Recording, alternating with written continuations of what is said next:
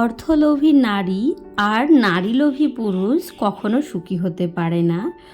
সৌন্দর্যের সম্পর্ক চাহিদা পর্যন্ত আর মায়ার সম্পর্ক মৃত্যু পর্যন্ত।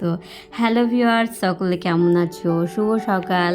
আশা করি যে যেখানে আছো ঠাকুরের কৃপায় সুস্থ আছো এবং ভালো আছো। আমরাও অনেক সুস্থ আছি এবং ভালো আছি। দেশ বা দেশের বাইরে সকল বন্ধুদের জানাই অনেক অনেক স্বাগতম এবং অনেক অনেক ওয়েলকাম আমার ভিডিওতে। প্রথমে আমি আমার পরিচয়টা দিয়ে নিই, যারা আমার নতুন ব্লগার আছো তাদের জন্য। আমি মিঠু, আমার চ্যানেলের নাম মিঠুস ফ্যামিলি। মুর্শিদাবাদের বহরমপুর শহরে ছোট্ট একটি গ্রামের গৃহবধূ এবং গ্রামেরই মেয়ে। তো চলো আজকের ব্লগটা শুরু করে ফেলি। আজ হচ্ছে বৃহস্পতিবার, তো বৃহস্পতিবারের ব্লগটা তোমাদের সঙ্গে সারাদিন কি করছি, কিভাবে কাটাচ্ছি সেটাই আজকে শেয়ার করব। একটা গ্রামের বউদের দিন কেমনভাবে কাটে সেটাই আজ তোমাদের সঙ্গে শেয়ার করব। তো চলো, সকালবেলায় ঘুম থেকে উঠে মুরগিগুলোকে খুলে নিয়ে তারপরে চলে এসেছি কিন্তু ঘর দুয়ার ঝাড় দিতে। আর ওইদিকে কিন্তু পাকা আমগুলোও পেড়ে নিয়েছি, আর কয়টা আম পাশের বাড়ি কাকিটাদেরকে দিয়েও চলে এসেছি। তারই মধ্যে দেখো এবারে এসে ঘরগুলো সুন্দর করে পরিষ্কার করে ঝাড় দিয়ে নিচ্ছি। আর ঘরে বিছানায় যেহেতু কেউ থাকে না, সেই জন্য বিছানাটা খালি পড়ে থাকে। যেহেতু আমরা সবাই মিলে বাইরের বিছানাটায় ঘুমাই, মানে ডাইনিংয়ে একটা আমাদের বেড রয়েছে, সেখানে আমরা সবাই মিলে শুয়ে থাকি, কারণ এই গরমের মধ্যে ঘরে আর শোয়া যাচ্ছে না। তোমাদের সঙ্গে গল্প করতে করতে প্রায় আমার ঘরটা ঝাড় দেওয়া কমপ্লিট হয়ে গেছে। চলে এসেছি রান্নাঘরে। রান্নাঘরে ঢুকে যেটা করব, আমার প্রত্যেক দিনের ডেলি কাজ হচ্ছে সকালবেলায় উঠে একবার রান্নাঘরটাকে ক্লিন করে নেওয়া, আবার রান্নাবান্নার পরে কিন্তু আমি আরেকবারও ক্লিন করে নিই। রান্নাবান্নার পর কিন্তু ক্লিন করাটা একেবারেই মাস্ট। আর সকালবেলায় ক্লিন কেন করি জানো তো? আমাদের ঘরে না খুব একেবারে ছোট ছোট, একেবারে খুদে খুদে মাকড়সা রয়েছে। তো মাকড়সাগুলো না এই জানালাটায়, রান্নাঘরের জানালাটায় প্রত্যেক দিন জাল বাঁধে। তো সেটা আমি বারণ দিয়ে ঝাঁটিয়ে নামিয়ে নিই। তারপরে যে মনের মধ্যে খুঁতখুঁতি থাকে, মাকড়সা কিন্তু একটা বিষাক্ত পোকা। তো সেই জন্য আমি গ্যাস ট্যাসগুলো এবং রান্নাঘরের যেখানে যেখানে খাবার টাবার রাখা হয় সেগুলো ক্লিন করে কিন্তু মুছে নিই। দেখো সুন্দর করে মুছে নিয়ে কিন্তু এবার ঢুকে পড়েছি রান্নাঘরটায়। আর রান্নাঘরটা পরিষ্কার করে নেওয়া তো একেবারে সকালবেলায় প্রযোজ্য, নাইলে কিন্তু আবার রান্নাবান্না করতে যাব তখন কিন্তু আরও নোংরা হয়ে যাবে। সেই জন্য কিন্তু একেবারে রান্নাঘরটা পরিষ্কার করে ঝাঁটা নিয়ে বের করে নিচ্ছি।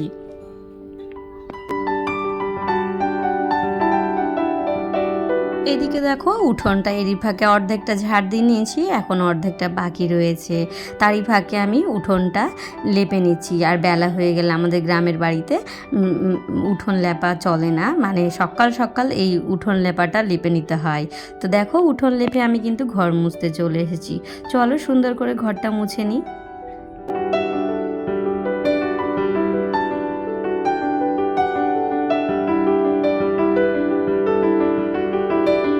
ঘর দুয়ার মোছার পর সান্ধান করে নিয়েছি। আর আজ যেহেতু বৃহস্পতিবার, সকাল সকাল পুজোয় ঢুকতে হবে।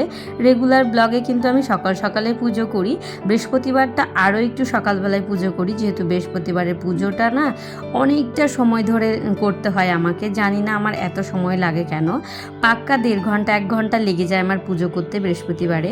তো সেই জন্য আমি সান্ধান করে ভাবলাম ঘড়ি কাটায় এখন ওই 7টা বাজতে 10 বাকি, তো আমি পুজোতে ঢুকে যাই। তো সকাল সকাল পুজোটায় ঢুকে গেলে কিন্তু 8টা সাড়ে 8টা বাজতে বাজতে কমপ্লিট হয়ে যাবে। তো সেই জন্য আমি ভাবলাম ফুলগুলো ব্যাক ক্যামেরাতেই তুলে নিয়ে চলে এসেছি, দেখতেই পাচ্ছ। কারণ সবটা ব্লগের মধ্যে ক্যাপচার করতে গেলে না আমার ব্লগটা পুরো 1 ঘন্টার মতো হয়ে যাবে। তো যেটুকুনি অল্প অল্প করে ক্লিপ নিয়ে তোমাদের সঙ্গে শেয়ার করব, পুরো ব্লগটা দেখতে থাকো। এইদিকে আগের দিন কিন্তু আমি ঠাকুর ঘর থেকে ঘরটা নামিয়ে নিয়েছি, লক্ষ্মী ঠাকুরের ঘর। আমি বুধবার রাত্রে ঘরটা তুলে নিই, তোমাদের এর আগের ব্লগেও বলেছি। বৃহস্পতিবারে যেহেতু ঘট পাতা হয়, সেই কারণে বৃহস্পতিবারে ঘট আমি কিন্তু তুলি না। আমি কিন্তু বুধবার রাত্রে কিংবা বুধবার দিনের বেলাতে আমি সরিয়ে রেখে দিই। তো দেখতেই পাচ্ছ এখন হচ্ছে ঘর দুয়ারগুলো সুন্দর করে মুছে নেব, আর এই যে তুলসী মন্দিরটাও মুছে নেব।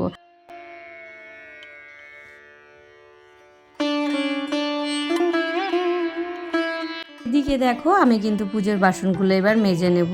আর আমি প্রত্যেকদিন ঠাকুরের বাসন কি দিয়ে মাজি জানো তো?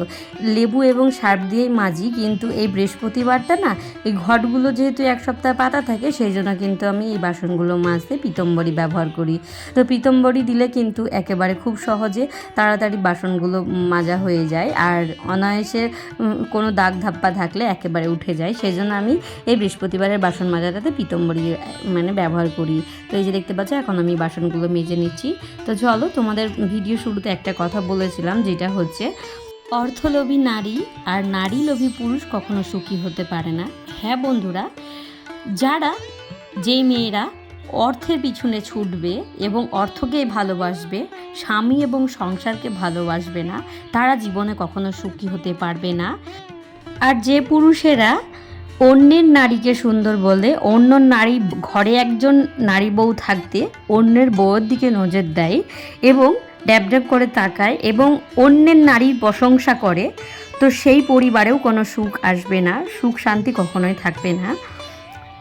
তোমাদেরকে একটাই কথা বলি, সৌন্দর্যের সম্পর্ক চাহিদা পর্যন্ত আর মায়ার সম্পর্ক মৃত্যু পর্যন্ত।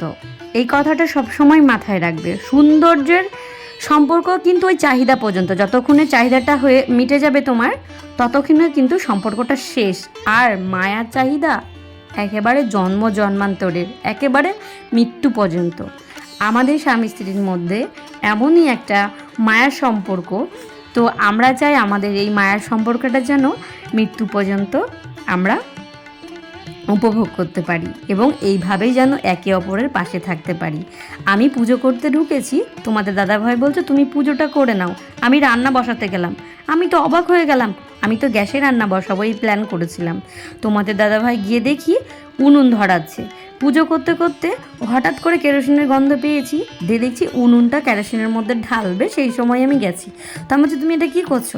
বলছে তোমার কষ্ট হচ্ছে, তুমি কখন পুজো করবে, আর ভাতটাও যেহেতু আমাকে খেয়ে যেতে হবে, তাহলে আমি রান্নাটা বসিয়ে দিচ্ছি। আমি বলছি কেন, তুমি করবে কেন? দিয়ে আমাকে কিছু কথা বললো, সেগুলো হচ্ছে হয়তো আমার মনের মধ্যে ছুঁয়ে গেছে। তো সেই কথাটা তোমাদের সঙ্গে শেয়ার করলাম না।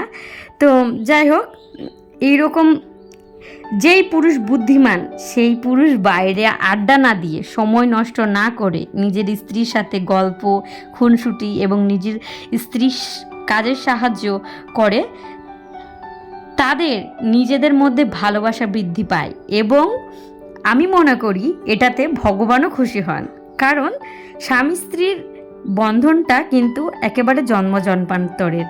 তো সেজন্য আমি মনে করি যেই পুরুষেরা নারীকে সম্মান করে, যেই পুরুষেরা নারীকে শ্রদ্ধা করে, যেই পুরুষেরা নারীর ভুল ত্রুটিতে হঠকারী গায়ে হাত না তুলে দেয়, সেই পুরুষদের আমি অনেক শ্রদ্ধা করি এবং অনেক ভালোবাসা জানাই।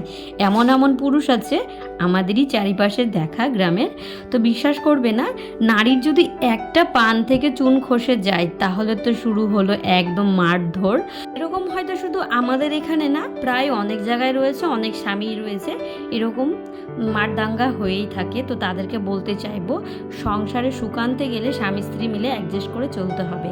তো দেখো বন্ধুরা, এদিকে কিন্তু তোমাদের সঙ্গে গল্প করতে করতে আমি ঠাকুরের সব কিছু জোগাড়ও করে নিয়েছি।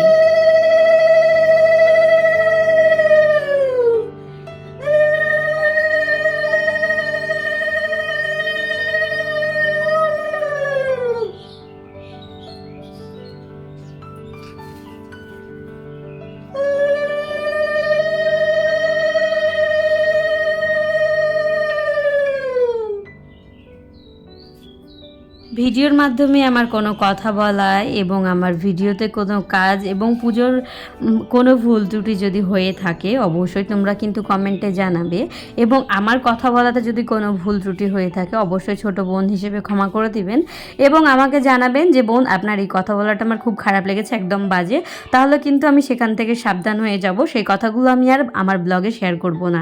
তো আমার জীবনে রিয়েলাইজ করা যে কথাগুলো সেগুলোই আমি তোমাদের সামনে তুলে ধরার চেষ্টা করি এবং তোমাদেরকে আনন্দ দেওয়ার চেষ্টা করি এবং কিছু কিছু কথা তোমাদের সঙ্গে শেয়ার করি, যাতে কিছু মানুষের মাইন্ডটা একটু চেঞ্জ হয়ে যায়। তো দেখতেই পাচ্ছ এদিকে কিন্তু ঠাকুরের ঘরটা আমার বসানো হয়ে গেছে। তারপরে কিন্তু প্রত্যেকটা ঠাকুরের চরণে কিন্তু আমি সুন্দর করে ফুলগুলো সাজিয়ে দিচ্ছি। এই যে দেখো,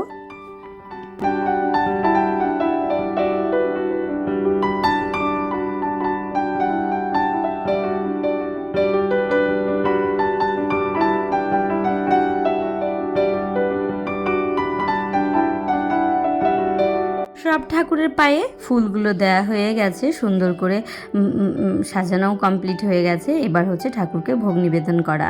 তো আজকে ঠাকুরের ভোগে দেব, আজ যেহেতু লক্ষ্মীবারে কিন্তু আমি প্রত্যেক দিন কলা দিয়ে থাকি, তার সঙ্গে দেব আজকে আম এবং আতপ চাল আজকের ভোগে। তো যেহেতু আমার বাড়িতে লোক কম, প্রসাদ খাওয়ার লোক একেবারেই নেই বললেই চলে, আমরা 3টে মাত্র মানুষ। তো তোমাদের দাদাভাই সকালবেলায় বাসি পেটেই ফল খেতে চায় না, তো মা মেয়ে আমাদেরকেই খেতে হবে। ঠাকুরকে দেওয়ার পর কিন্তু ফলগুলো আমরাই খাই। আর যেহেতু সবার ঘরে ঘরে পুজো হয়, তো সেই জন্য প্রসাদ খাওয়ার মতো কেউ থাকে না। আর বাচ্চা কাচ্চা সবাই এখন পড়তে যায়, সেই জন্য কাউকে পাওয়া যায় না। তো চলো পুজোটা করে নিই।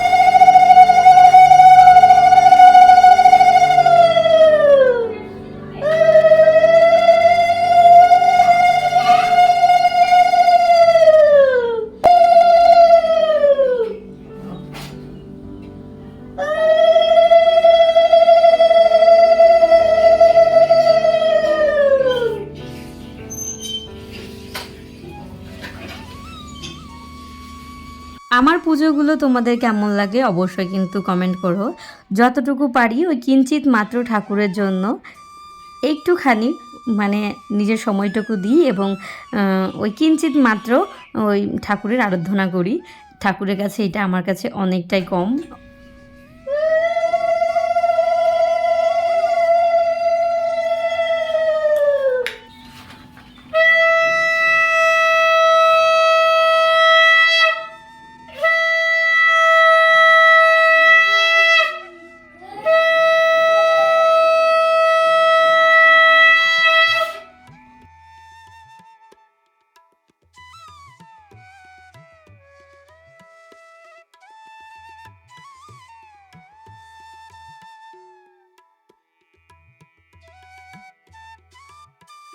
দেখো বন্ধুরা, তুলসী মন্দির থেকে তুলসী মাতাকে জল দিয়ে আসার পর ঠাকুর ঘরে প্রণামটা সেরে ঠাকুর ঘরে ভোগ দিয়েছি, সেই জন্য পর্দাটা দিয়ে নিলাম। এদিকে তোমাদের দাদাভাই ভাতটাও বসিয়ে দিয়েছিল, আমার অনেকটা উপকার হয়ে গেছে জানো তো। এদিকে জলটাও গরম হয়ে গেছে, তোমাদের দাদাভাই চালটাও ধুয়ে দিয়ে দিয়েছে। কাটায় বাজে ওই 8:30 মতো। এদিকে কিন্তু ভাতটা যেহেতু আমার ফুটে এসেছে, আমি ভাবছিলাম যে উনুনের মধ্যে তরকারিটা করে নেব। আমি কিন্তু সব এখানে জোগাড়জান্তি করে নিয়েছি উনুনের মধ্যে তরকারি করব বলে। তোমাদের দাদাভাই বলছে এই গরমের মধ্যে আর উনুনে রান্না করতে হবে না, গ্যাসে গিয়ে 2টো কড়াইয়ে তাড়াতাড়ি করে তরকারিটা করে নাও, তাহলে হয়ে যাবে। আর তোমাদের দাদাভাইয়ের একদম জ্বালা নেই, একটা তরকারি ভাত হলেও খেয়ে দিয়ে চলে যাবে, বলবে না কেন আরেকটা তরকারি ভাত হয়নি। সত্যি কথা বলতে কপাল করে আমি একটা স্বামী পেয়েছি। তোমাদের দাদা ভাইয়ের নামে যতই বলবো, যতই প্রশংসা করব ততই কম হবে। আমার কোনো কাজে দেরি হলে কিন্তু ও কিন্তু আমার সঙ্গে সহযোগিতা করে এবং হাতে হাত লাগায়। আজ সকালবেলায় মেয়েকে ঘুম থেকে উঠিয়ে মুখ ধুইয়েছে, তারপরে হচ্ছে হরলিক্স করে খাইয়েছে। এই ক্ষেত্রে কিন্তু আমার কাজগুলো একটু কমে যায়। সেই জন্য তোমাদের দাদা ভাইকে জানাই অনেক অনেক ভালোবাসা এবং অনেক ধন্যবাদ। ধন্যবাদ জানাটা হয়তো অনেক ছোট হবে। তো যাই হোক, এদিকে কিন্তু আমি রান্না বসিয়ে দিয়েছি, দেখতে পাচ্ছ। আজ যেহেতু অমাবস্যা এবং হচ্ছে বৃহস্পতিবার, তোমাদের দাদাভাই গেছিলো বাজারে, আর এদিকে কুমড়ো, আলু, পটল, ঝিঙে নিয়ে এসেছে। তো সেইগুলো দিয়ে একটা নিরামিষ তরকারি করব এবং সোয়াবিন করে নেব। নিরামিষে দেখবে সোয়াবিনটা করলে কিন্তু আমার খুব বেশ ভাল লাগে, যেহেতু সোয়াবিন আমরা সবাই পছন্দ করি, সেই জন্য ভাবলাম একটু সোয়াবিন করা যাক। ওইদিকে কিন্তু গ্যাসের মধ্যে আমি রান্না বসিয়ে এসেছি, এইদিকে কিন্তু আমার উনুনে ভাতটা হয়ে গেছে। একেবারে মনে হচ্ছে বাইরে ঘর করতে গিয়ে আমার জীবনটা একবারে টানা টানা এই গরমের মধ্যে। যদিও তোমাদের দাদাভাই বসে বসে একটু আঁচ লাগিয়েছিল, সেই জন্য কিন্তু ভাতটা একেবারে তাড়াতাড়ি খুব সহজে হয়ে গেছে। এইদিকে কারেন্ট আছে, মিক্সচার নেই। তোমাদের আগের ব্লগে শেয়ার করেছিলাম যে আমার মিক্সচারটা খারাপ হয়ে গেছে। ঘ্যাটের জন্য এবং হচ্ছে সোয়াবিনের তরকারির জন্য একেবারে দুটো তরকারির মশলা আমি করে নিচ্ছি। তো এদিকে আদা বেটে নিচ্ছি, একটু লঙ্কা, একটু জিরে বেটে নেব। আর জিরে আমি কেমনভাবে বাটি জানো তো, এই যে জিরেটাকে না মিক্সচারে একবার যতটুকু পারি পেস্ট করে নিই, কিন্তু মিক্সচারে গোটা জিরে বাটার পরেও কিন্তু একটু দানা দানা থেকে যায়। তো সেরকম আমি একটা কন্টেনারে বেশি করে মিক্সচারে ওই গুঁড়োটা করে নিয়ে তারপরে এই যে রেখে দিই এমার্জেন্সির জন্য।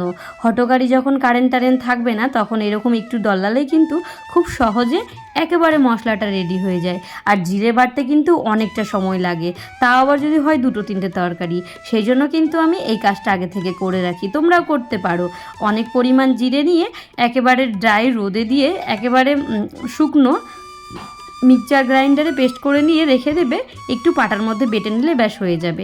ওটা তোমরা তরকারিতে দিতেই পারো, ঘন্ট এবং যাবতীয় অন্য কিছুতে, কিন্তু ওটা একটু গোটা গোটা থাকে তো পরিমাণটা একটু বেশি লাগবে, সেই জন্য আমি আরেকটু শিলপাটায় বেটে নিই। তো গাইস, এইদিকে আমি দেখতেই পাচ্ছ সোয়াবিনের তরকারিটা করার জন্য এদিকে আলুটা ভেজে নিচ্ছি, আর ওইদিকে কুমড়োর তরকারিটা তেলে দিয়ে নেবো। আর যেহেতু তোমাদের দাদাভাই 9:30টার সময় খাবে, খেয়ে দিয়ে আবার হচ্ছে ডিউটিতে যাবে। আগের দিন একটা ব্লগ শেয়ার করেছিলাম, সকাল থেকে সারাদিন সংসারের কাজকর্ম স্বামীর জন্য ডিউটির খাবার রেডি করেছিলাম। তো তাতে একটা দিদিভাই কমেন্ট করেছিল, দিদিভাই তুমি সকাল থেকে সারাদিন কতগুলো কাজ করো, খুব ভালো লাগে। দিদিভাইকে জানাই অনেক অনেক ধন্যবাদ এত সুন্দর একটা কমেন্ট করার জন্য। আর তোমাদের সকলকে জানাই অনেক অনেক ধন্যবাদ নিজের মূল্যবান সময়টুকু আমার ভিডিওতে দেওয়ার জন্য। সবার সংসারের কাজ থাকে, তারই মধ্যে যে আমার ব্লগটাতে তোমরা অনেকটা ভালোবাসা দিচ্ছ, তাতে আমিও অনেক খুশি হচ্ছি এবং তোমাদেরকে অনেক অনেক ধন্যবাদও জানাচ্ছি। তো দেখো, এদিকে কিন্তু একবারে মা দেবী দুর্গার মতো, একবারে দশভূজার মতো দুই দিকে একবারে রান্নাবান্না শুরু করে ফেলেছি। গ্রামের মেয়েদের না একটু কষ্টটা কমই হয় জানো তো। আমাদের কষ্ট সেরকম কোনো কিছু হয় না, আমরা সব কাজই অ্যাডজাস্ট করে নিতে পারি এবং সব কাজই আমাদের দ্বারাই সম্ভব হয়, কোনো কাজই আমরা পারি না তা না। ধান সিদ্ধ থেকে শুরু করে হলুদ সেদ্ধ সবটাই আমাদের জানা, কিন্তু সময়বশত করতেও হয় সব কিছু। এখন যেহেতু ওগুলো নেই, এখন শুধু রান্নাবান্না, খাওয়া দাওয়া, সংসারের কাজকর্ম। যখন আবার ধান সেদ্ধ করতে হবে তখন আবার করতে হবে। হলুদ তো এখন 1 বছরের জন্য সেদ্ধ করে নিয়ে ভাঙিয়ে নিয়েছি, এখন আর সেটার ব্যাপার নয়, 1 বছর ধরে বসে বসে হলুদগুলো খাবো।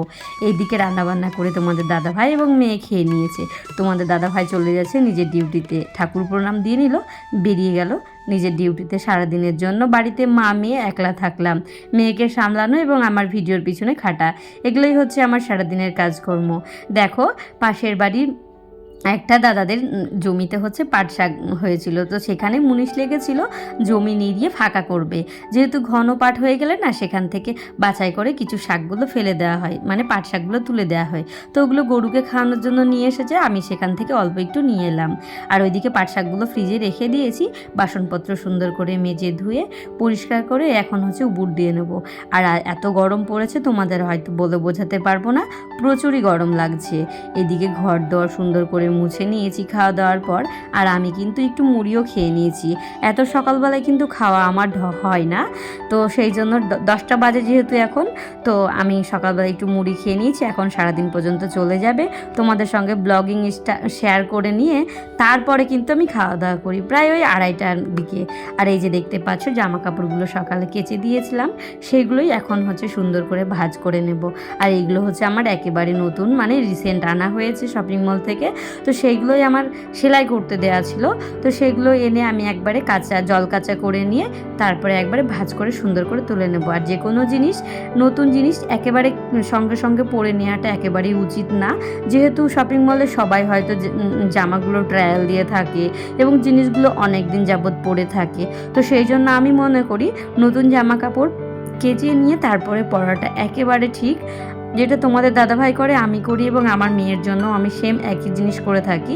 আমরা নতুন জামা কাপড় কখনোই একেবারে গায়ে পরে নিই না, আগে কেচে পরিষ্কার করে সুন্দর করে তারপরে কিন্তু আমরা পরে নিই। তোমরা এরকমভাবে করতে পারো। আর বিশেষ করে তো ছোটো বাচ্চারা থাকলে তো অবশ্যই কেচে পরানো উচিত, যেহেতু ছোটো বাচ্চাদের তো মানে সব কিছুতে আক্রান্তটা একেবারে বেশি হয়, মানে খুব সহজে ধরে নেয়। তো সেই জন্য ছোটো বাচ্চাদের একেবারে প্রযোজ্য সব জামা কাপড় কেচে তবেই পরানো। আর এই ব্লাউজটা আমাকে মা গিফট করেছে, মায়ের দেয়া জিনিস আমার খুব ভাল লাগে, যে কোনো একটা জিনিস হলে আমার খুব প্রিয় হয়ে যায়। আর মা যেই জিনিসগুলো দেয় সেগুলো আমি খুব যত্ন করে পরি জানো তো। আর মা নিজের জন্য এনেছিল ব্লাউজটা, মা বলছে আমার ভাল লাগছে না, আমি 3টে এনেছি, তুই একটা রাখ আর আমি 2টো রাখি। সেই জন্য মা আমাকে একটা দিয়ে দিয়েছে। আর মায়ের কাছ থেকে জিনিস পড়তে এবং জিনিস নিতে কার কার ভালো লাগে অবশ্যই কমেন্ট করে দাও। তো বন্ধুরা, এই ছিল আজকে সংসারের সকাল থেকে দুপুর পর্যন্ত কাজ। তো এখন আমি ভিডিও এডিটে বসবো, তো সেগুলো আর শেয়ার করলাম না। তো আজকের ব্লগটা তোমাদের কেমন লাগছে অবশ্যই কমেন্ট করে দিও। আর সকলে চ্যানেলটা সাবস্ক্রাইব করে দিও, পাশে থাকা বেল আইকনটা প্রেস করে দিও, তাহলে নিত্য নতুন ভিডিওগুলো তোমাদের কাছে পৌঁছে যাবে। টাটা, বাই বাই, সকলে ভালো থেকো, সুস্থ থেকো।